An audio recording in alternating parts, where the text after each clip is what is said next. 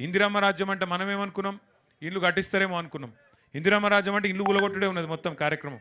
హైదరాబాద్లో ఒక్క ఇటుక పెట్టింది లేదు, ఒక్క ఇల్లు కట్టింది లేదు. 2 ఏళ్లలో ఒక్క మనిషికి, ఒక పేద మనిషికి సాయం చేసింది లేదు. ఒక ఫ్రీ బస్సు తప్ప. ఇక ఆ ఫ్రీ బస్సు వల్ల లాభమా నష్టమా మీకేరక నేను చెప్పా. కానీ మొత్తం అందరిని ఆగం చేసిండ్రు.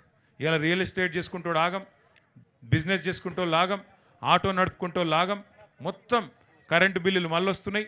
మళ్ళా మంచినీళ్ళు కూడా ఫ్రీగా కేసీఆర్ గారు ఇస్తే అది కూడా తీసి పారేసిండ్రు.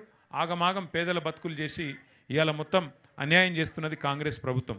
అందుకే మీకు ధైర్యం చెప్పడానికి, ఒకవేళ ఈ ప్రభుత్వం బుద్ధి తెచ్చుకొని మీకు న్యాయం చేయకపోతే మీ అందరికి మేము మాటిస్తున్నాం, ఇంకో 2 ఏళ్లలో మళ్ళీ కేసీఆర్ గారి ప్రభుత్వం తప్పకుండా వస్తుంది. ముమ్మాటికి మీ ఒక్కొక్కరి పేరు ఇక్కడ రాపిచ్చిపోతా. నేను కృష్ణారావు గారికి, మన శేర్లింగంపల్లి నాయకులకు నేను చెప్పి మొత్తం రాసుకొని నా దగ్గర కూడా పెట్టుకుంటా.